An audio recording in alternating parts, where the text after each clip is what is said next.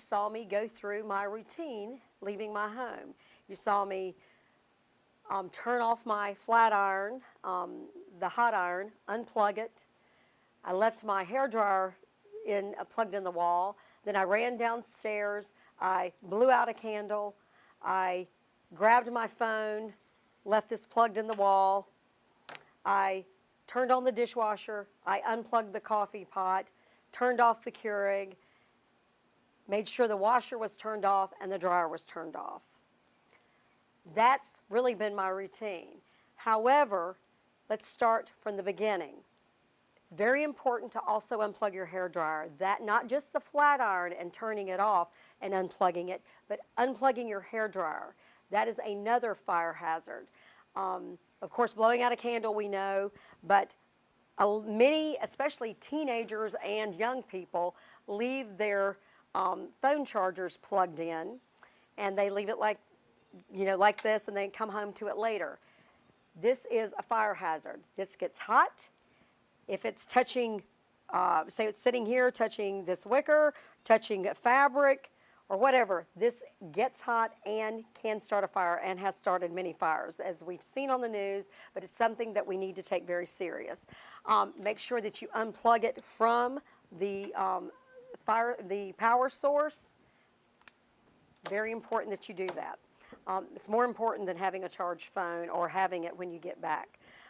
Also, as we know from our neighbor's story, the dishwasher. I can't tell you, I've lived here for 14 years. I can't tell you how many times that I have turned on my dishwasher after my morning routine, left my house so I would return home to clean dishes. Or we turn on the delay when we go to bed at night so it will come on at 1 or 2 in the morning. As we know, that now is a fire hazard. You can, of course, lose your life or your pets, or you saw the devastation in their home. We do know, of course, candles are very important, but any type electrical source, it's very important. As the Sumars, they did unplug their coffee pot that day, but they never had any idea. And that's what this whole segment is about and this show is about, is letting people know that fire safety is something that we all need to ensure that we know about.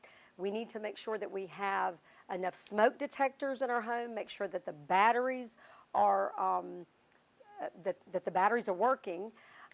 It's very important to have a fire safety plan with your family, that you know which doors to get out, that you know where you're going to all go. That way someone doesn't think that you're still in your home and goes back to, you go back in to find someone.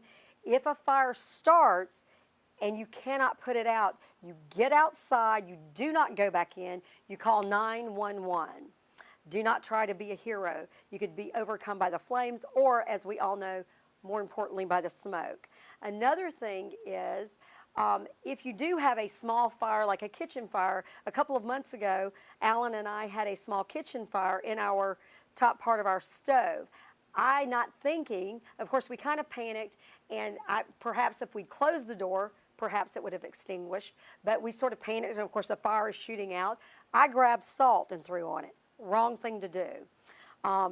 Baking soda, and not flour, not baking powder, baking soda if you don't have a fire extinguisher, but only if it's a small fire, because it does take a lot of baking soda to extinguish a fire. So it's very important that you know that.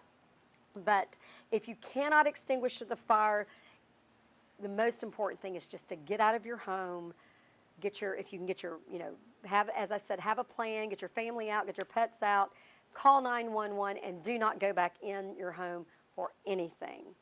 Because as we saw, not only the devastation in the Sumars home, but also we do know that, that we could have loss of life if we did not take this very seriously. So thank you so much. I do hope that this does help someone. I know the Sumars hope that it helps someone. And do get a fire safety plan.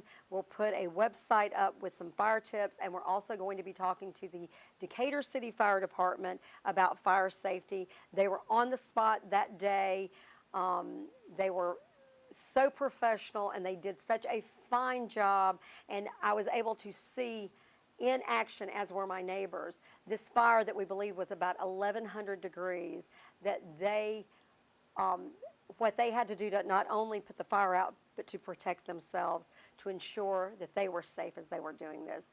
So we will come back with that, and thank you so much. And as I said, we are going to put up some more, a website for fire safety tips, and we do hope that it helps someone.